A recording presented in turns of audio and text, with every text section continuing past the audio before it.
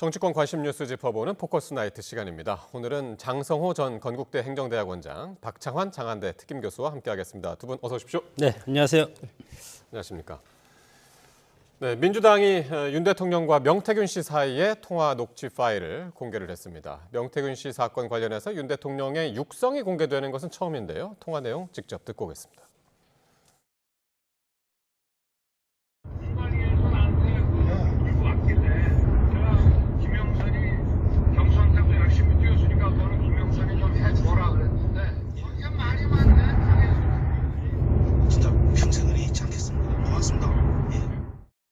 예, 이게 지금 제3자가 녹음을 한 거라서 통화가 깨끗하게 들리진 않는데요.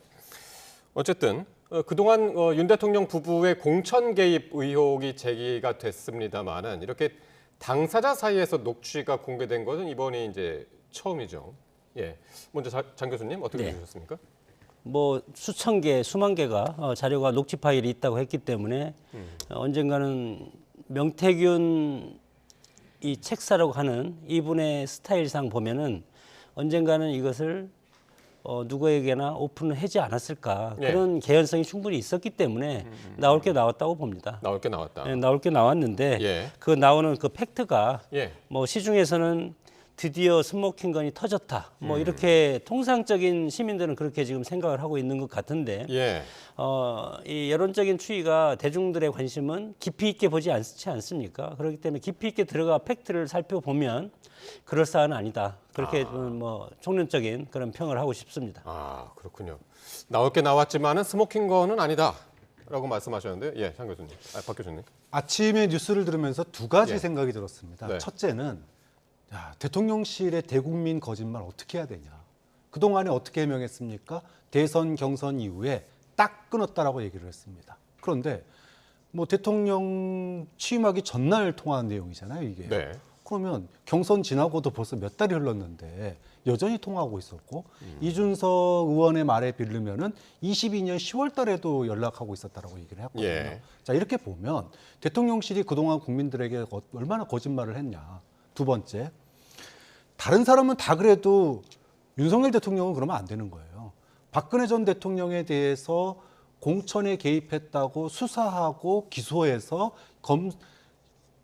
2년을 구형하신 검사가 윤석열 검사였습니다. 그런데 본인이 대통령이 돼서 본인이 대통령이 뭐 취임 전날이건 뭐 취임 다음 날이건 그게 중요한 게 아니라 본인이 공천 개입으로 현직 대통령을 수사했던 분이 어떻게 공천 개입에 그런 얘기를 할 수가 있느냐. 이거는 김건희 여사가 문제가 아니라 윤석열 대통령이 문제구나라고 하는 거를 느낄 수밖에 없는 그런 대화 내용이었다. 그런 점에서 굉장히 충격적이었다고 봅니다. 오늘 민주당이 이제 오전 9시 반에 이 녹음을 공개를 했고요. 대통령실이 2시간 만에 지금 대통령실의 입장이 나왔습니다. 이게 공천 관련해서 보고 받은 적도 없고 지시를 한 적도 없다. 그리고 그저 좋게 얘기를 한 것뿐이다. 라고 이제 해명을 했는데 일단 통화 자체는 좀 인정을 했습니다. 장 교수님. 뭐 대선 후보가 되기 전까지는 정말 사투를 벌이는 치열한 각축전이 있지 않았습니까? 대통령이 된다는 게 그렇게 쉽지 않고 그리고 혼자 독불장군이 없기 때문에 수많은 사람이 도와주고 그중에 한 사람이 소위 말해서 명태균이라는 이런 이 분인데 이분이 도와주겠다고 와서 하면은 대통령이라는 스태프들은 어떤 것이라도 지푸라기 닫고 싶은 그런 심정이었고 뭐 교수님께서 방금 뭐 대통령이 뭐 큰 실수를 했다 잘못했다 그렇게 뭐 지금 언급을 하셨는데 당선인 신분이면 그동안 대선 갑자기 지금 정계에 들어와서 대통령이 되지 않았습니까? 그렇기 때문에 정치권의 인사도 사실은 일천하고 그래서 당과 자신의 주변들이 가장 많이 도와줄 것이고 그리고 수천 명이 있을 겁니다. 그래서 취임하기 전까지는 당선인 신분이기 때문에 대통령이 아니지 않습니까? 그렇기 때문에 수많은 사람들이 전화가 오면 그때야말로 당선되고 선거가 끝나고 취임하기까지 그때가 가장 저는 대통령의 정치인으로서 가장 화려한 시간이라고 저는 생각이 들고 이 시간에 그동안 자기한테 도와주었던 여러 사람들한테 감사 전화도 하고 그리고 전화가 오면 누구나 받아가지고 덕담하고 고맙다. 예. 그렇게 해서 무슨 말이든 못하겠습니까? 그런 차원이기 때문에 취임하기 전까지는 국민의힘 1호 당원의 역할을 한 것이다. 예. 저는 그렇게 생각이 들고 예. 그렇게 돼서 기억 못할 수도 있지 않겠습니까? 수천 명이 전화하고 하는데 정치를 오랫동안 했던 분이면 네. 그래도 여유가 있는데 평생 검사 생활을 하다가 정치에 갑자기 해서 대통령까지 됐는데 예. 수많은 사람들의 통화를 어떻게 기억을 예. 못할 수도 있지 않겠습니까? 알겠습니다. 그런 오늘- 착오가 있었다고 봅니다. 오늘 민주당이 이 녹취를 공개하니까 오늘 대통령실에서 긴급 오찬 회동이 있었다고 해요. 대통령이 이제 주재해서 대통령 비서실장 포함해서 한 10여 명. 근데 오늘 이렇게 해명을 하면서 그 해명 중에 내용에 어떤 게 있었냐면은 사실 대통령이 잘 기억이 나지 않는다고 그러더라. 예. 그런데 또 지금 말씀하신 것처럼 수백 명이 이제 축하 전화를 하는데 그걸 다 어떻게 기억하냐. 그런 내용도 포함이 돼 있었습니다, 사실. 기억나지 않는다. 네. 뭐 머리가 비상하지 않으면 기억 안 날 수도 있죠. 뭐 말씀하신 대로 수백 명, 수천 명 중에 한 분의 통화라면 기억 안 날 수도 있다고 봅니다. 그런데 문제는 내용이에요. 본인이 검사로서 수십 년간 검사 생활을 해왔고 검찰이라고 하는 조직의 수장을 했고 전직 대통령을 탄핵된 대통령을 수사해서 기소까지 한 내용 중에 하나가 바로 공천 개입입니다. 선거 개입이에요. 예. 그런데 본인이 무슨 말을 하는지도 모르고 기억도 못 한다라면은 그러면은 본인이 무슨 행동을 하고 있는지에 대한 인지와 판단력조차 없었다는 얘기인 건지 이 얘기를 물을 수밖에 없어요. 누구와 통화했는지는 기억 안 날 수 있지만 예. 그 내용이 불법인지 위법인지는 분명히 판단할 수 있는 판단력이 있을 거라고 봅니다. 예. 저는 대한민국의 대통령이 그 정도의 판단력도 없고 그런 불법과 위법인 걸 모르면서 그걸 기억 못할 정도의 판단력을 가진 분이 대통령에 당선됐다고 믿지를 않아요. 알겠습니다.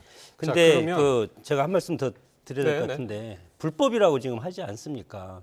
5월 9일이면 대통령 취임 전입니다. 당선이신 분 공무원이 아니지 않습니까? 대통령 취임 선서하고 취임식 하는 그날 자정 0시 1분부터 예. 대통령 임기가 시작되기 때문에 그 전에 설령 이것이 사실적으로 이 팩트가 사실이라고 해서 공천 개입이라고 말할 수도 없겠지만 그럼에도 불구하고 이것이 불법이 아니기 때문에 이것이 어떻게 그걸 알겠습니다. 뭐 불법적인 상황으로 볼 수 그러니까 있겠습니까? 2022년 5월 10일 날 취임을 해서 대통령이 됐고 이 녹취는 5월 9일 하루 전이기 때문에 지금 이제 공무원 신분이 아니었다고 이제 그 말씀하셨는데 그 얘기는 잠시 뒤에 하고요. 오늘 민주당이 공개한 녹취가 이제 두 가지인데 앞서 보신 게 이제 첫 번째고 두 번째 녹취가 있었는데 이게 뭐냐면 명 씨가 제3자한테 이 통화 내용을 설명하는 겁니다. 이제 그래픽으로 한번 보실 텐데 이게 직접 통화한 녹취가 아니기 때문에 저희가 그냥 그래픽으로만 준비를 했습니다. 지금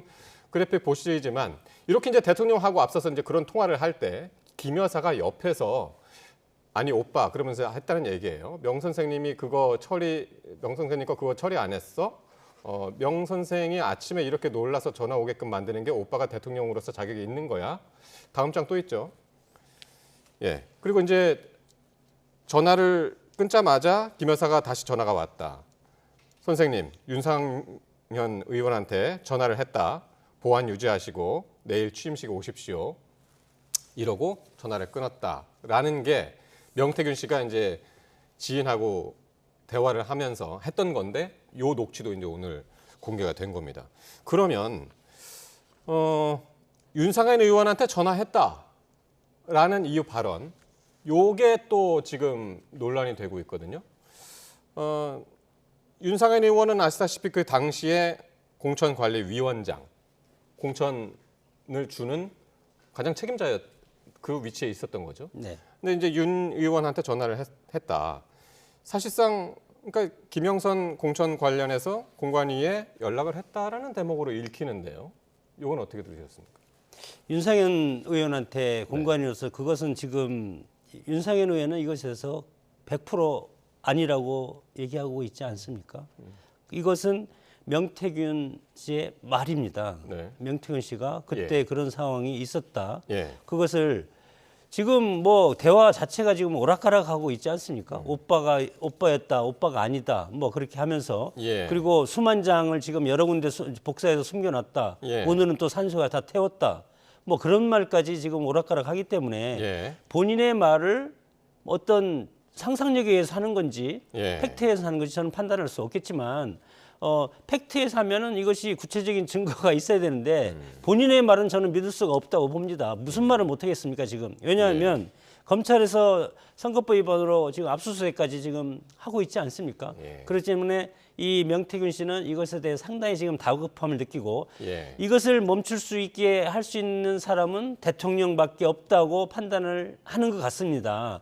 그렇기 때문에 결국은 이 본인이 얘기하는 또 우리 시중에서 얘기하는 승복근건이라고 대통령의 녹취까지 본인은 흘리지 않았고 이것을 제보한 사람은 또 어떤 운전기사 출신이라고 이렇게 얘기를 하는 분도 있는데 그럼에도 불구하고 이런 것들이 나오는 것은 이것이 민주당에서 나오든 아니면 명태균 씨 본인이 자기의 어떤 브로킹을 위해서 사법처리 브로킹을 위해서 나오는 것이든 이것이 실체적인 것이 아니고 우후죽순격으로 그냥 불특정 다수한테 이렇게 지금 내뱉는 거라고 생각이 듭니다. 예. 어쨌든 요 녹취를 윤상현 의원 이름도 나왔고 아까 말씀하신 대로 이제 오빠 이야기가 나와서 오빠는 이전에 뭐 오빠 전화 받았죠. 뭐 다 잘 될 거예요. 거기서 오빠도 등장했고 또 뭐 철없이 떠드는 우리 오빠 용서해 주세요 해서 그 오빠가 누구냐라는 또 논란도 한참 있었습니다만 여기서는 대통령을 지칭하는 그런 용도로 쓰인 것 같습니다. 그 명태균 씨 설명 안에서는. 그렇죠. 뭐 그동안에 이제 오빠라는 단어 대신에 뭐 아저씨라는 걸 썼다. 이렇게 대통령실 주변에서 얘기가 흘러나와서 오빠는 친오빠다. 뭐 이렇게 이제 소위 그 방어를 여권에서 해 왔는데 명태균 씨의 이 그 두 번째 녹취 오늘 공개된 민주당에서 이 두 번째 녹취면은 명태균 씨는 그 오빠라는 단어가 대통령을 지칭하는 단어라고 명확하게 얘기를 하고 있어요. 그럼 이걸 어떻게 설명을 할 겁니까? 그리고 뭐 이거는 이제 김 여사나 아니면 대통령의 육성이나 문자가 아니기 때문에 뭐 사실 확인이 좀 더 필요한 상황이긴 하지만 명태균 씨의 말이 맞다 한다면은 명태균 선생님, 명 선생님한테 전화 오게 만드는 게 대통령의 자격이 있는 거냐 이런 얘기는 우리가 그동안에 굉장히 큰 의혹으로 얘기해 왔던 소위 말해서 국정농단의 한 측면이 있거든요. 이 부분은 따로 떼서 한번 다시 봐야 될 부분이고요. 그다음에 윤상현 공관위원장에게 전화했다 이 얘기는 저는 이거는 이제 수사 대상이라고 봐요. 왜냐하면 아까 윤상현 의원이 뭐라고 해명을 했냐면 뭐 대통령이 이제 내가 보고받았는데 해줘라고 그랬다라고 그랬잖아요. 그랬더니 당장 이제 기자들이 물을 거 아닙니까? 난 보고한 적 없다예요. 윤상현 의원의 얘기는. 자, 난 보고한 적 없고 혹시라도 공관위원 중에 누가 보고했는지는 모르겠다. 그랬는데 그러니까는 기자들이 그럼 그거 조사 안 하냐? 그랬더니 조사한다고 그 사람이 인정하겠냐 그랬어요. 그 얘기는 뭐냐 하면 뭐 누구한테 어떻게 연락했는지 모르겠지만 나는 아무튼 안 했지만 이거는 누구라도 얘기할 사안은 아니다. 알겠습니다. 이 정도의 해명이에요. 그럼 이거는 결국은 뭐 부정을 했지만 그 부정의 신뢰를 갖다 과연 할 수 있느냐. 이거는 검찰 수사 대상이 돼야 된다고 보는 거예요. 알겠습니다. 그러면은 구체적으로 윤상현 의원이 직접 그 어떻게 해명을 했는지 한번 지금 말씀하신 내용 직접 한번 들어보도록 하겠습니다. 얘기하는 공관위에서 들고 왔길래 아는 녹취에 100% 그 사실 자체가 없고요. 공관위원 중에 공관위원 중에 그럴 가능성이 있을 수도 있겠으나 저는 또 그렇게 했을 거라고 보지 않습니다. 공관위원 중에 혼자서 어떤 분이 가져가라 해서 가져갔는지 모르겠지만 저는 그럴 개연성이 그다지 크다고 보진 않아요. 저는 100% 가져간 적이 없습니다. 그러니까 그 전화 통화 안에서 대통령이 제일 첫 마디가 이거였죠. 공관위에서 나한테 들고 왔길래 김영선이 좀 해줘라 했는데 당에서 말이 좀 많네. 이제 이렇게 첫 마디가 공관위에서 나한테 들고 왔길래라는 거를 지금 윤상현 의원은 전혀 보고한 적이 없다. 전적으로 그 공천은 공관위에서 결정한 거다. 그런 취지로 지금 해명을 한 거예요. 대통령의 덕담이라고 저는 생각이 들고 저도 공천관리위원을 뭐 여러 번 해봤습니다. 정당에서 심사위원도 하고 공천위원도 해보고 해서 보면은 왕왕 물론 뭐 심사할 때 비밀 유지 뭐 서약서 씁니다. 쓰지만 요즘은 SNS가 워낙 발달해서 물론 휴대폰을 들고 가지 않으면 그럴 것이 없는데 휴대폰 통상 가지고 다니지 않습니까? 예. 정당에서는 실시간으로 전파되는 경우도 상당히 많습니다. 그렇기 때문에 윤석열 의원의 저 말은 저는 팩트일 수도 있다. 윤석열 의원이 공관위원장으로서 어떻게 뭐 청와대 들어가서 이걸 대통령이 이걸 개입할 수가 있는 것은 아닌데 들고 들어가는 자체가 저는 위법이고 그런 상식 없는 사람은 정치하면 안 되지 않습니까? 그렇기 때문에 윤석열 의원 저 말은 저는 맞다고 생각이 들고 예. 들고 왔다 하는 것은 통상적인 뭐 검찰이라든가 뭐 공직하는 사람들은 그냥 통상적인 입에 배서 저런 말을 이제 쓰는 것이고 혹시 모릅니다. 예. 이것이 11명의 예. 공관위원이 뭐 예. 당의 사무총장들하고 여러 명이 들어가지 않습니까? 예. 외부위원도 있고 그분들에 의해서 뭐 창원은 이렇게 됐습니다. 그래서 그걸 알아서 또 이렇게 전달하는 사람이 있으면 그건 수사를 통해서 나오지 않겠습니까? 예. 그러나 지금의 이런 말들을 보면은 명태균 씨의 지금 전부 그런 말이기 때문에 예. 그리고 당사자들은 지금 다 아니라고 하고 있지 않습니까? 대통령도 그렇고 그리고 윤석열 공관위원장도 그렇고 이준석 대표도 자기는 여기 개입하지 않았다. 예. 그렇습니다. 정당의 공천은 공관위를 구성해서 후보자를 받고 그리고 공심위를 해서 예. 심사를 하고 심사가 결정이 되면 이것을 최고위원회에 넘겨서 물론 네. 대표가 있지만 최고위원회에서 결정해서 공천 결정자를 해서 공천장을 주면 그다음에 선거에 나가는 겁니다. 그렇기 때문에 이런 절차가 쭉 있는데 이것을 야 이거 이 사람 껴넣어 예. 그렇게 의심하는 사람은 그 사람들이 과거에 그렇게 했을 개연성이 있지 않겠습니까? 근데 이 부분은 좀 잠깐 언급을 해야 되겠는데요. 당시에 공관위원 중에 현역 의원이 당시에 4명 있었습니다. 그중에 지금 대통령실 수석으로 있는 홍초루 의원도 그 안에 들어가요. 자, 그러면 다른 사람은 모르겠어요. 그렇지만 정치인으로서 현역 의원으로서 공관위에 들어갔던 분들 그 당시에 최소한의 통화 내역이라도 뽑아 보고 해명해야 되는 거 아닙니까? 그분들에 대해서 확인도 안 해보고 2시간 만에 예. 난 개입한 적 없어 그러면 그걸로 끝나는 건가요? 최소한 공관위원들 당시에 현역 정치인들 정도의 또는 공관위원장의 통화 내역 정도는 뽑아보면서 봐라. 네. 이게 내 통화 내역이다. 그러면서 국민들에게 나 당시에 어떠한 또 대통령실이나 또는 그 인수위와 관련된 쪽에서 어떠한 전화나 문자 받은 거 없다 정도는 내놓고 얘기해야 국민들이 믿는 거지. 나는 그런 전화 보고한 적 없고요. 연락도 안 받았어요. 그러면 국민들이 그렇구나 그럽니까? 알겠습니다. 그러면 뭐 통화 내역을 공개해서 그것이 이상이 없다면 그럼 민주당이 여기에 대해서 없다. 그렇게 정치 공세 안 할 거겠습니까? 그러면 지금 현역 네 분이라고 했는데 4명이 다 내일이라도 당장 할 겁니다.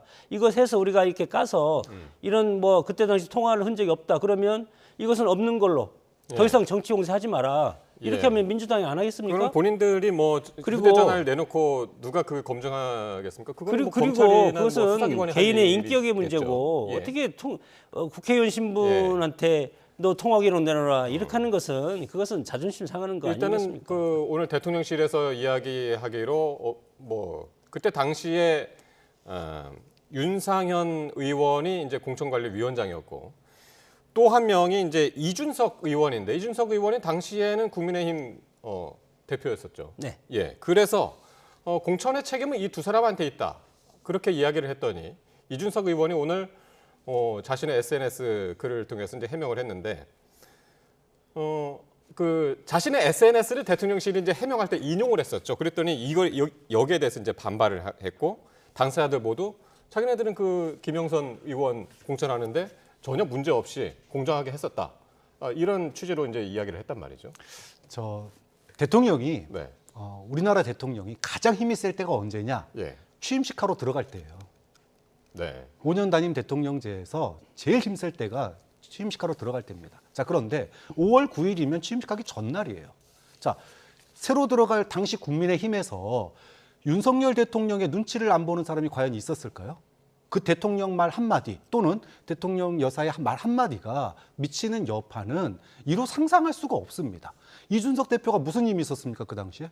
당연히 대통령이 있었죠. 그리고 이준석 대표가 공관위에다가 감나라 배나라 할 수 있는 상황도 아니었어요. 공관위에서 결정돼서 올라오면 공정하게 이루어졌구나. 그렇게 돼서 도장 찍어주는 역할을 하는 거죠.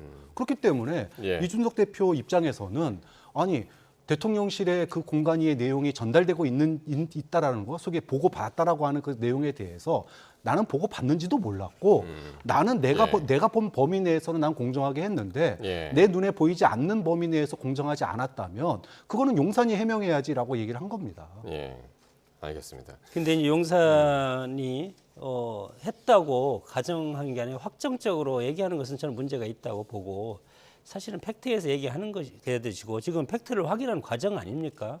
그러니까 대통령실에서 이준수 대표는 당 대표이기 때문에 상징적으로 책임이 있는 거고 결정한 권자니까 공관위원장은 실무적으로 심사를 해서 완결해서 그 심사 결과를 다시 최고원에 보고할 의무가 있기 때문에 공관위원장이 필요한 것이고, 이런 상황에서 그러면 대통령이 취임 전에 가장 힘이 세면 과거 역대 대통령들이 다 그러면 공천 개입했다고 얘기해도 되겠습니까? 그건 아니라고 봅니다. 그런 팩트가 아니고 이런 것은 나중에 법적으로나 팩트적으로나 사법적으로나 나중에 이것이 다 파악되고 나서 이런 평가를 해야 된다고 봅니다. 근데 한마디만 하자면요. 본인의 육성으로 나왔잖아요. 대통령이 내가 공관위에 보고 받았는데 그래서 김영선 하라고 했다라고 얘기를 한 거고, 제가 다른 사람 얘기한 거 아닙니다. 김 여사가 명태균 씨가 보낸 카톡에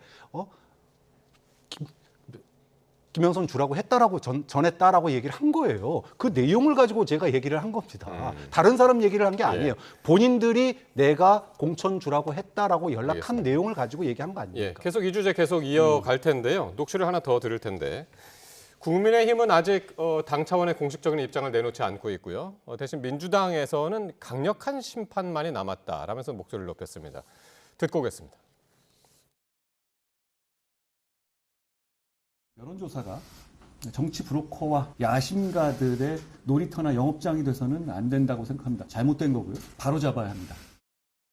윤석열 정권의 국정은 없었습니다. 온통 국정 농단만 가득했습니다. 이제 무엇으로도 덮을 수 없고 무엇으로도 멈출 수 없습니다. 강력한 심판만이 남았습니다. 이건 아마 국민이 판단하실 일 아닐까 생각이 되고요. 예. 한동훈 대표 오늘 명 씨의 여론조사 조작 의혹을 겨냥해서 이야기를 했을 뿐, 사실 이 통화 내역에 대해서는 침묵을 한 거나 마찬가지였거든요. 그 배경이 있을까요? 지금 사실 팩트 전후 맥락이 아직 파악이 되지 않기 때문에 일단 포는 쐈는데 포를 쏘면 포연이 쌓여 있지 않습니까? 그러면 포연이 거치면 그 실상이 나옵니다. 최근에 몇 번 이렇게 즉흥적인 이런 대응을 해서 조금 실패한 경우가 있기 때문에 일단은 이 팩트와 어떤 진행 과정, 그리고 언론에서 여러 가지 지금 토론이 이루어지고 있지 않습니까?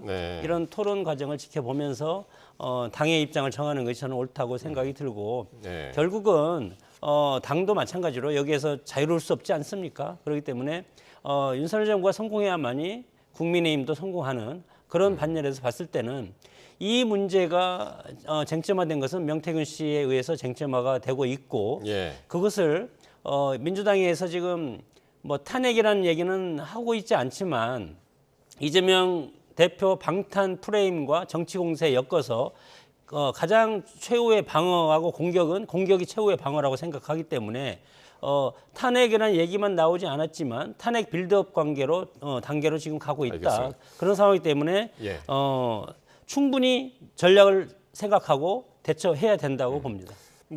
당대표인 한동훈 대표는 이야기를 삼갔지만은 당 지도부나 이제 중진들은 한마디씩 하긴 했습니다. 김상훈 정책위의장은 공천 개입으로 안 본다, 사적인 대화였다라는 취지로 이야기를 했고, 권성동 의원은 당선인이 당원으로서 의견 제시했을 뿐이다, 법적으로 문제 없다, 이렇게 얘기를 했는데, 반면에 조경태 의원, 당 중진 중에 중진이죠. 그리고 최근에 이제 친한계 모임에 이제 몇 차례 나갔었는데 당무감사 착수하는 것이 맞다라고 여당 내 반응도 조금씩 갈리는 그런 모습을 보였습니다. 네. 자, 저 중에서 지금 권선동 의원의 말, 당선인 신분이었기 때문에 그리고 당원이었기 때문에 법적인 문제가 없다라고 지금 이야기를 하고 있는 부분에 대해서는 박 교수님 어떻게 보십니까? 해명이 너무나 궁색하고 초라합니다. 그러면 5월 9일 날은 당선인 신분이었으니까 해도 괜찮고 5월 10일은 대통령이니까 하면 안 된다? 저는 그것도 웃기고요. 그다음에 두 번째, 결국은 공천인 5월 10일 날 됐습니다. 예. 내가 청탁을 했어요. 그리고 그 청탁이 이루어진 게 그 다음 날입니다. 그러면 언제 사건이 발생한 겁니까?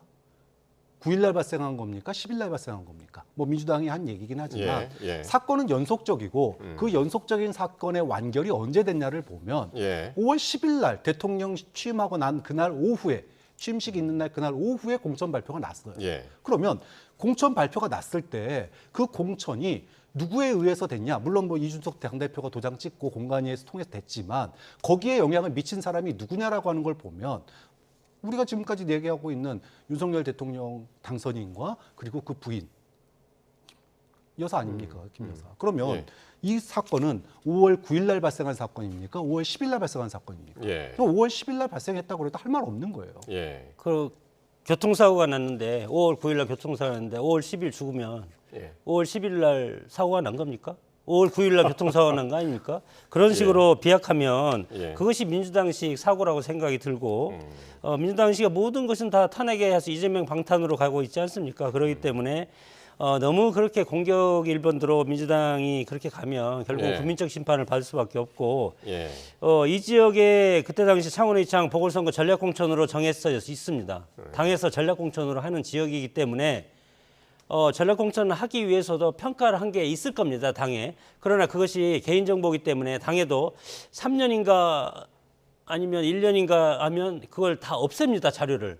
지금 없애게 돼 있기 때문에 이게 있는지 지금 당에서도 그건 제가 모르겠는데 그때 당시에 경선자가 김종양 현 국회의원이랑 두 분이 경쟁을 해서 공관위에서는 그때 당시 김영선 전 의원이 사선이고 도지사 준비를 오래 했고 여성이고 그렇기 때문에 전략공천 지역이면 상징적으로 경남 지역에 여성이 당선될 수 있도록 그렇게 하자는 취지가 공관위의 취지이기 때문에 그러면 거기에다가 1호 당원인 대통령이 설령 야 김영선 이분이 똑같은데 근데 누구나 그런 똑같은 맥락으로 얘기할 수밖에 없지 않습니까? 여성이고 사선 중진이고 그리고 여기에서 경남도지사 나오려고 했는데 그렇기 때문에 많은 정치 활동을 했고 그런 분을 우리가 한번 해서 경남의 우리 국민의힘을 당세를 훨씬 더 끌어올리는 그런 역할을 하자. 그런 어떤 취지로 저는 했다고 보고 대통령이 그런 얘기를 안 하고 예를 들어서 그러면 대통령께서